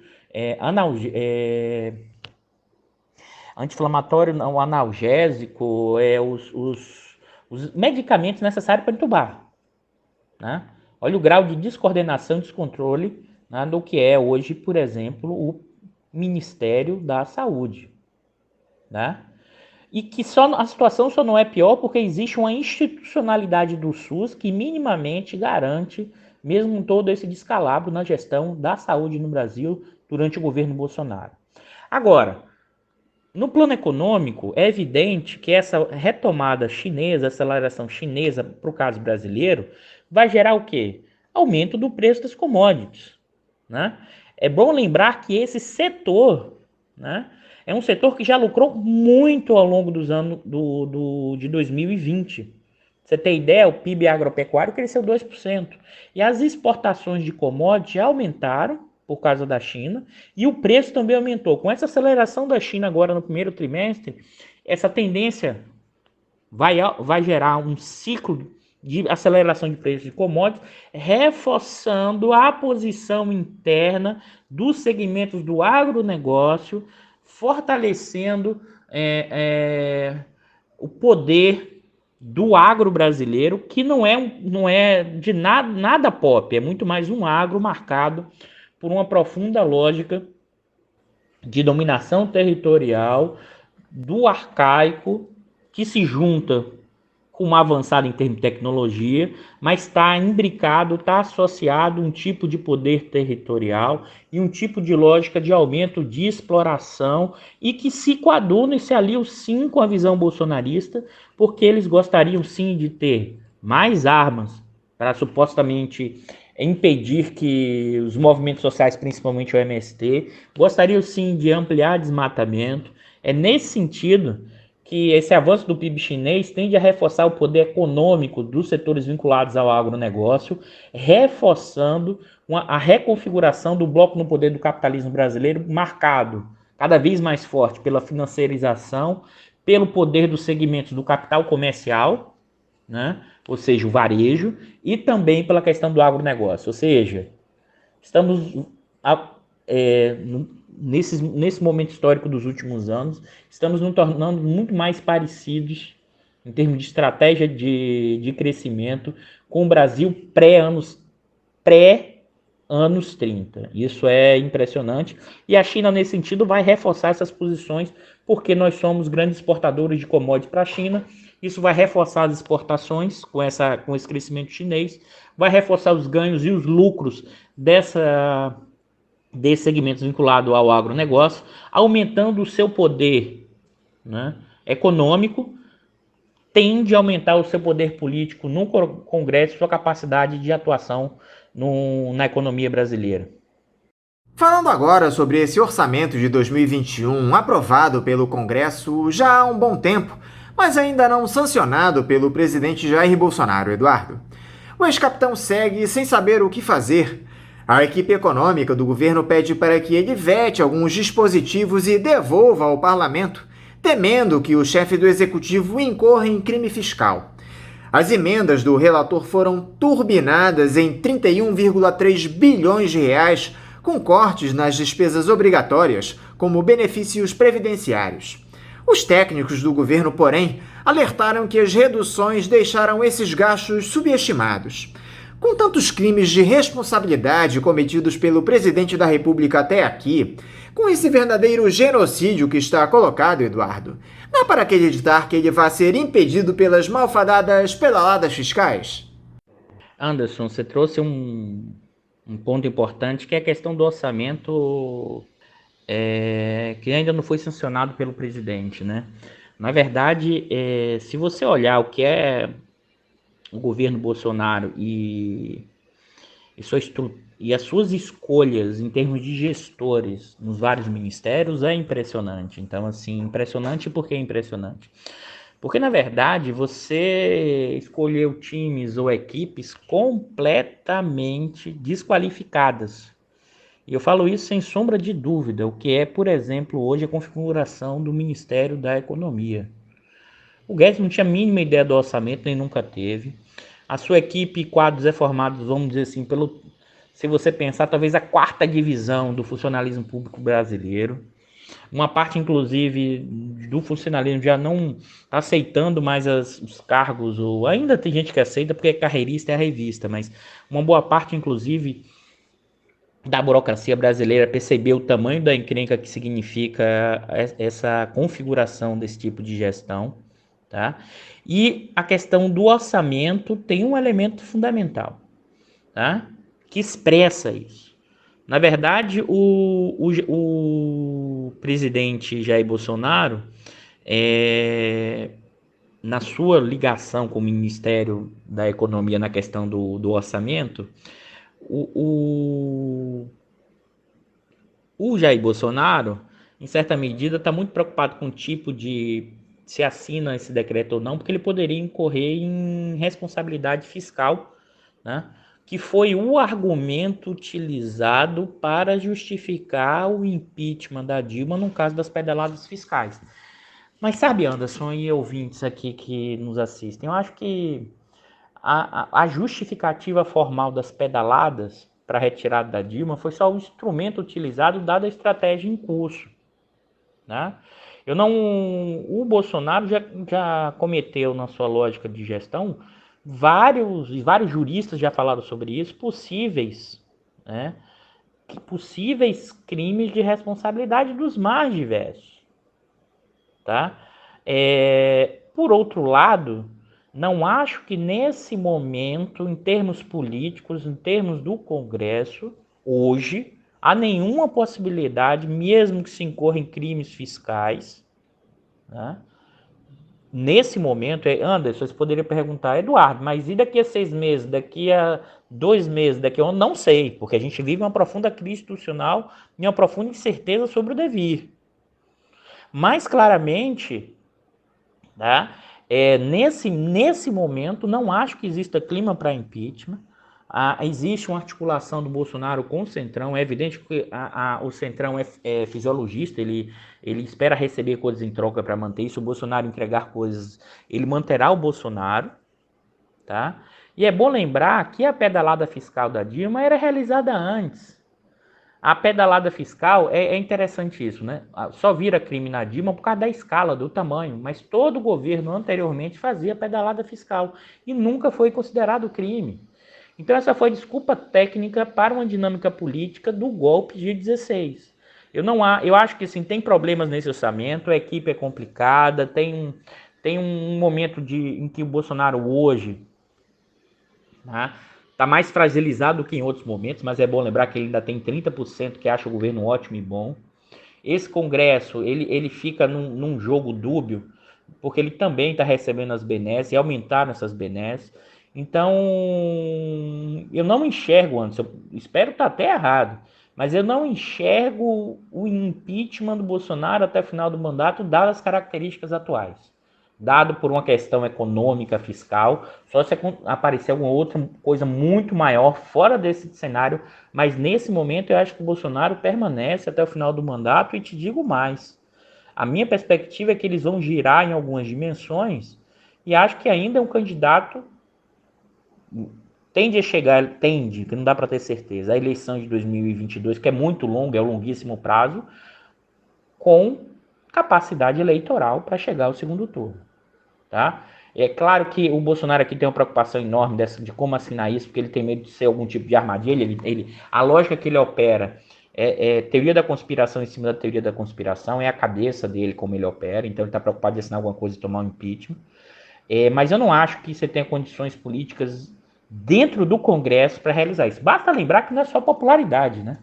Basta lembrar que o Temer, depois de 2 processos com popularidade de 8%, conseguiu permanecer no Congresso. E o Bolsonaro tem uma popularidade ainda de 30% da população, e com todos os seus arroubos de fazer política com provocação a partir das Forças Armadas e da própria possibilidade de não aceitar a democracia. Mas eu não acho que essas pedaladas, supostas pedaladas fiscais, pode criar crime de responsabilidade, sabe? Assim, já muitos supostos crimes de responsabilidade já poderiam caber um processo de impeachment, não foi aberto. O Rodrigo Maia fala muito hoje, mas ele tinha toda a possibilidade de abrir vários impeachments, não abriu. E não acho que o presidente atual da Câmara vai abrir qualquer tipo de processo de impeachment contra o Bolsonaro. Por falar em crimes, Eduardo, o que é que dá para esperar dessa CPI da pandemia, que terá o senador Renan Calheiros como relator e um clima desfavorável ao presidente? Pode ser essa a chave para o afastamento do ex-capitão? Há clima no Congresso para isso, Eduardo? Essa pergunta é boa, Anderson, porque inclusive se conecta com o finalzinho da minha última pergunta, na verdade, da minha última resposta. Eu não acho, é evidente, que o Renan Calheiros, assumindo a relatoria da CPI, isso tende a desgastar bastante o Bolsonaro. O Bolsonaro vai entrar na cena o tempo inteiro a partir da CPI como um dos responsáveis, a partir da sua indicação e da gestão do Ministério da Saúde, porque assim, ali não dá para dizer com certeza, mas há indícios enormes de crime de responsabilidade, né, sobre a gestão do dinheiro público e a capacidade de se prevenir contra a pandemia, tá? Mas, novamente, aí eu vou ser muito direto nesse momento, Anderson, não há clima no Congresso para o afastamento do atual presidente Jair Bolsonaro. Eu acho que não há esse clima entre os congressistas, né? E não acho que nesse momento o pessoal do andar de cima, o pessoal da grana apoie tão claramente esse tipo de dinâmica, tá? Então eu acho que a CPI é claro que cria um incômodo enorme, é claro que tende a desgastar a imagem do Bolsonaro, mas não acho que as condições são tão claras assim de uma trajetória tão linear, porque eu acho que em certa medida vão haver reações do Bolsonaro para tentar estancar a sangria, na verdade, da popularidade dele nesse processo. Eduardo, eu tenho acompanhado aquelas transmissões que você faz com alguma frequência, semanalmente, se eu não estou enganado, nas suas redes sociais, chamadas Diário da Crise. Inclusive, eu indico aqui a todos os nossos ouvintes a acompanharem também. São digressões sempre muito interessantes. Em uma dessas últimas, você comentou a respeito das relações do grande capital com o bolsonarismo. No vídeo você aborda o fato de os detentores do capital hegemônico no nosso país ainda estarem ao lado do Bolsonaro porque eles continuam ganhando muito dinheiro. Faz um paralelo entre a nossa crise econômica e o anúncio daquela lista de bilionários da Forbes, que passou a contar com mais 20 brasileiros em 2020, enfim. Eu queria pedir para que você tentasse fazer um resumo aqui para os nossos ouvintes justamente sobre essa relação do andar de cima com o presidente da República, por favor, e fazer também uma provocação. O jornalista Milton Temer, nosso amigo aqui no Faixa Livre, tem dito ultimamente que há uma divisão entre esses grandes empresários, que o grupo encabeçado pelas organizações Globo e pelo Banco Itaú já está em busca de uma alternativa ao Jair Bolsonaro, enquanto aquele pessoal que participou da reunião com o ex-capitão em São Paulo 2 semanas atrás, se eu não estou enganado, que conta com executivos do Bradesco e do SBT, entre outros, segue ao lado do chefe do executivo. Você também identifica essa cisão? O que teria provocado a divisão, Eduardo? Ah, legal, Anderson, que você assiste o Diário da Crise. O Diário da Crise toda sexta-feira, às 19 horas, ao vivo, é um programa do canal do YouTube do Estudo de Economia da FRJ, que eu faço todas essas discussões. E realmente, eu vou fazer um resumo do que eu falei na última sexta-feira, com dados, porque eu acho que na verdade, uma boa parte das análises, e aí do centro de mais conservador e até da esquerda, que é antibolsonarista, tem muito mais um desejo, tá? Porque tá difícil para todo mundo, um desejo da saída do Bolsonaro do que análises materiais para entender a saída do Bolsonaro. E por que eu estou dizendo isso? Porque se a gente olha a taxa de lucro, tá? É o lucro líquido sobre o patrimônio líquido. Se a gente olha o EBITDA, que é a geração de caixa das 500 maiores empresas de capital aberto do Brasil, e observe, Anderson, que algumas dessas empresas são grupos econômicos. O que é isso? Por exemplo, o Itaú Unibanco tem sobre o seu controle, né, mais de 10, 15, 20 empresas. Então, se a gente olha, a gente está falando do núcleo duro do capitalismo brasileiro. E o núcleo duro do capitalismo brasileiro, enquanto o PIB caiu 4%, na grande maioria dos setores, a gente está falando, como diz a professora Virginia Fontes, a mega burguesia ganhou dinheiro mesmo na pandemia. E alguns segmentos ganharam mais do que outros. Tá? Eu acho, né, que há um exagero de achar que tem um racha hoje no bloco do poder do capitalismo brasileiro. O que tem são fissuras. Não dá para dizer que ainda há um racha. Acho que, inclusive, é uma menor parte que apoia o impeachment do Bolsonaro. E por que isso? Porque uma parte dessa mega burguesia quer manter o Bolsonaro sob controle. A carta que foi divulgada recentemente de economistas ortodoxos e alguns empresários não fala em impeachment, fala sobre conter a pandemia, né? Ou seja, é muito mais tentando controlar o Bolsonaro. E por que isso? Porque a maior parte dessa mega burguesia quer continuar com um projeto de desmonte do Estado, porque isso implica o quê? Passar as reformas, privatizar, abrir novos espaços de acumulação para aumentar a lucratividade ainda mais. É evidente que eles acham que o Bolsonaro, é complicado, é difícil, mas eles estão tentando aproveitar o quê? Passar a boiada mesmo com o Bolsonaro. Acho que, em certa medida, é evidente que o Milton Temer tem razão quando fala da Globo e do Banco Itaú, mas essas duas empresas não representam a grande maioria da burguesia brasileira que hoje desejaria o impeachment do Bolsonaro. E eu posso até citar no caso nominal das organizações Globo, que nesse caso, nos últimos 3, 4 anos, a lucratividade tem caído muito, inclusive no último ano. O próprio Banco Itaú, tá? O lucro dele continua muito alto, mas perdeu lucratividade nos últimos 2 anos, enquanto outros bancos, né, continuam mantendo lucratividade alta. Tem interesses econômicos aí que são importantes, mas não acho que esses dois grupos representem a grande maioria, né? E essa grande maioria, a burguesia agrária, o setor industrial vinculado ao agronegócio, né, que são os frigoríficos, o setor intensivo em commodity, esse então já lucrou muito em 2020 e tende a lucrar bastante em 2021, né? Inclusive essa arrancada da China de 18% vai fortalecer a posição desse segmento. E esse segmento a gente tem que sempre lembrar a representação dele no Congresso, né?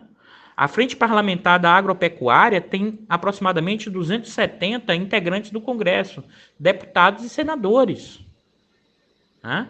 Isso é uma representação política enorme. E, ao longo do governo Bolsonaro, eles vão bem obrigados e lucrando muito. Além disso, e aqui é outro ponto importante, as mega empresas industriais que sobreviveram a esses últimos anos também lucraram, mesmo na pandemia. Olha a WEG, olha as empresas do setor de papel e celulose, né? Algumas dessas empresas continuaram aumentando a lucratividade. Tá? O setor de serviço, a gente está vivendo um profundo processo de concentração e centralização de capital no setor de serviços e no setor do comércio varejista. Os lucros, né, da Magazine Luiza, da Riachuelo, das lojas de departamento, com o Carrefour, e o Carrefour também, né, cresceu na pandemia. Ou manteve patamar positivo quando o PIB caiu 4,1%. O setor financeiro está reclamando, mas a taxa de retorno dos maiores bancos é de 14%. Coitadinhos, caiu, porque antes era 20%. Imagine, você consegue ter taxa de lucro de 14% quando o PIB está caindo 4%. Sabe, Anderson, eu não acho, e quando a gente faz análise de economia política, pelo menos para mim, são elementos objetivos e subjetivos, como o velho Marx já falava. Mas os elementos objetivos nesse momento, que é a lucratividade, tem ficado em patamar elevado mesmo na pandemia. Esse EBITDA que eu falei para vocês, se a gente pega das 500 maiores empresas, em termos reais, é um dos maiores EBITDAs desde 2010. Né? Então, é evidente que parte dessa mega burguesia começa a se preocupar por causa do efeito da pandemia, começa a se preocupar o quanto isso é sustentável no meio dessa confusão inteira, mas eu não acho que tenha uma cisão ou uma rachadura em boa parte dessa mega burguesia brasileira que teria se tornado antibolsonarista.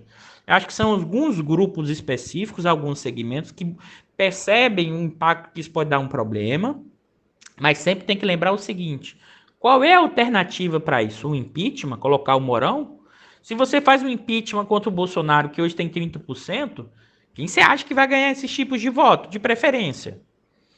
Isso abre a possibilidade, inclusive, para que Lula ganhe no primeiro turno, se isso acontecesse. Isso vai reforçar muito mais a esquerda do que uma direita.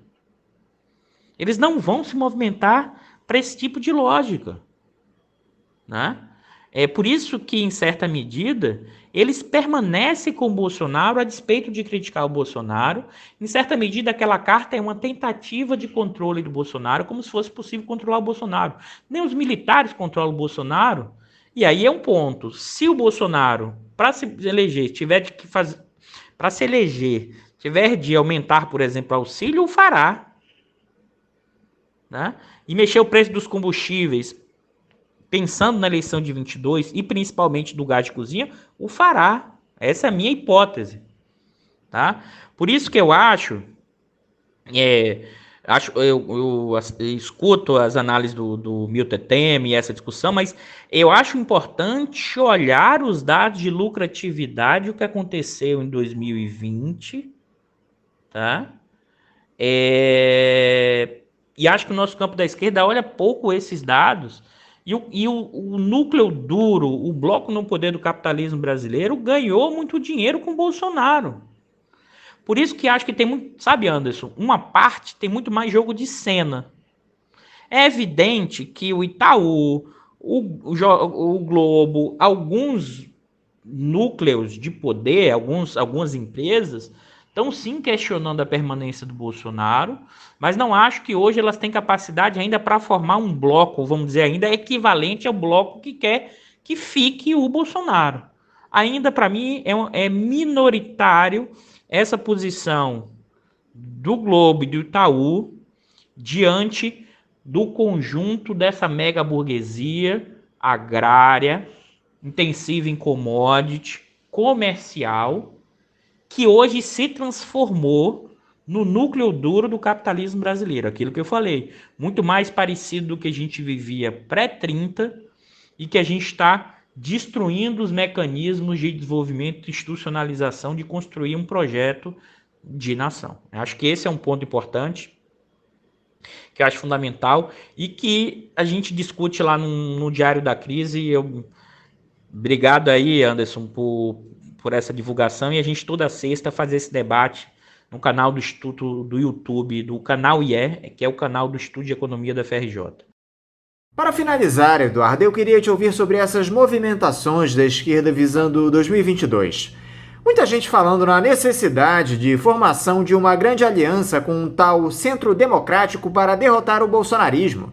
Centro esse que engloba o Democratas, o PSDB, entre outros partidos ultraliberais. É o caminho certo para o campo progressista, Eduardo? Anderson, assim, essa discussão de um movimento de esquerda visando 2020, aí, essa pergunta, você falou, muita gente falando da necessidade da formação de uma grande aliança com o centro democrático. Anderson, assim, com DEM, PSDB, eu acho que isso eu acho isso uma possibilidade, mas não é uma estratégia possível. E por que não acho que é uma estratégia possível? Tá? Porque o DEM, o PSDB e parte desse chamado centro democrático, que na verdade são conservadores e são de direita, só que são de direita dentro da ordem democrática, tá? Eles pregam a manutenção da lógica da política econômica, eles defendem o Guedes, eles querem privatizar, eles representam uma parte expressiva dos interesses dessa grande burguesia brasileira que opera na forma de butim. Mais ainda, DEM e PSDB em termos de voto hoje é muito pouco. A ideia de que esse centro democrático, na verdade, nós vamos ter eleições polarizadas, mas isso não é só no Brasil, Anderson e ouvintes, isso é no mundo.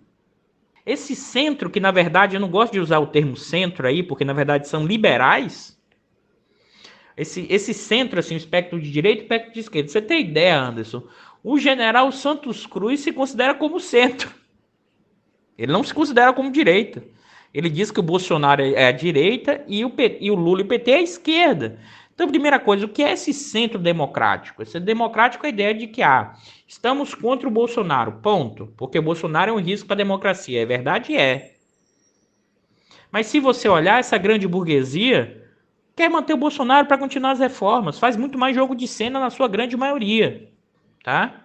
E a questão é, vamos achar um candidato de centro porque não aguentamos mais a polarização. Nenhum candidato até agora de centro se mostrou viável eleitoralmente. E acho que não conseguirá se mostrar. Né? Acho que esse é um elemento fundamental. Eu acho que, na verdade, é o contrário. O campo progressista tem que pesar a mão em medidas do antibolsonarismo, de pregar o impeachment, mais uma pauta econômica de mudança de funcionamento da ordem estabelecida. Porque, na verdade, uma parte do voto da extrema-direita no Bolsonaro tem a ver da forma como o Bolsonaro se vende como antissistêmico, contra o sistema, contra os capitalistas, contra os ricos. E aí você vai fazer um programa de um centro que vai manter as reformas liberalizantes, que diz que o problema maior é só a democracia em abstrato. A população quer o seguinte: como vai melhorar minhas condições materiais? E mais ainda, essa população enxerga que o pessoal da grana, esses mega empresários, esses mais ricos, estão se dando bem. Então a esquerda, né, o campo progressista, tem que vir com políticas ditas mais radicais, mas ditas porque radicais, porque social-democracia hoje virou comunismo, intervenção estatal virou comunismo. Acho que, inclusive, quem acha que vai conseguir, com ideias, por exemplo, de maior intervencionismo, maior estatismo, captar voto desse centro, não conseguirá. Porque uma parte dessa chamada classe média tradicional enxerga hoje Estado, intervenção estatal, como comunismo. É mais complexa, a questão eleitoral ganhou uma complexidade dadas profundas mudanças na estrutura de poder, do capitalismo brasileiro, em que se mantém a hegemonia do financeiro com redução do poder dos segmentos industriais, que no caso do Brasil tinha um braço importante nas construtoras. As construtoras não eram mais só construtoras, as construtoras eram grupos econômicos e que tinham a indústria como elemento importante. Com os efeitos da Lava Jato que destruíram esse setor, tá? Fortaleceu o ramo do capital comercial, com o processo de concentração e centralização em curso, aumentou fortemente o poder desse segmento. Basta ver, entre as 20 maiores bilionários do país, a maior parte é do setor de finanças e do setor do varejo. É impressionante, capital comercial. E a burguesia agrária, e a indústria intensiva em commodities, essa continuou com enorme poder político e também econômico, mas essa desde a nossa trajetória, mesmo depois dos anos 30, mesmo com a nossa industrialização, eles mantiveram esse poder e sempre eles foram sobre-representados no Congresso. Então, acho importante olhar 22, mas eu acho que é mais profundo do que isso. A esquerda precisa repensar o país. As instituições foram destruídas, setores foram destroçados e continuam sendo destroçados. A lógica não é nem neoliberalismo dos anos 90. É butim mesmo, sabe, Anderson? É saque à propriedade pública que a gente está vivendo hoje. E por isso, em certa medida, a questão dessa aliança de um centro democrático, em abstrato, para pensar mudanças, eu acho que isso é muito mais retórica do que isso efetivamente teria um papel importante na questão eleitoral e, mais ainda, um papel importante na reconstrução do país. Eduardo Pinto, eu quero mais uma vez te agradecer por esse importante diálogo conosco aqui no Faixa Livre. Quero te desejar um ótimo feriado e deixar aqui o meu abraço. Obrigado pelo convite, novamente aqui, é sempre um grande prazer estar com vocês aqui do programa Faixa Livre, e um abraço e uma boa semana a todos os ouvintes do programa Faixa Livre. Abraço, pessoal. Conversamos aqui com o professor de Economia da Universidade Federal do Rio de Janeiro, a UFRJ, e pesquisador do Instituto de Estudos Estratégicos de Petróleo, Gás Natural e Biocombustíveis, Eduardo Dutra, o INEP, da Federação Única dos Petroleiros, a FUP, Eduardo Pinto. E vamos encerrando a edição de hoje do Faixa Livre. Por conta de 2 feriados que nós teremos agora essa semana, na quarta-feira e na sexta-feira aqui no Rio de Janeiro, nós vamos dar uma pausa aqui no Faixa Livre. Nos próximos 3 dias, quarta, quinta e sexta, nós vamos reprisar alguns programas que foram ao ar nos últimos dias e nós voltaremos com uma edição inédita do Faixa Livre na próxima segunda-feira. Então eu agradeço a todos vocês. Na próxima segunda-feira nós estaremos aqui juntinhos no Faixa Livre. Um abraço a todos vocês, bom feriado e até segunda!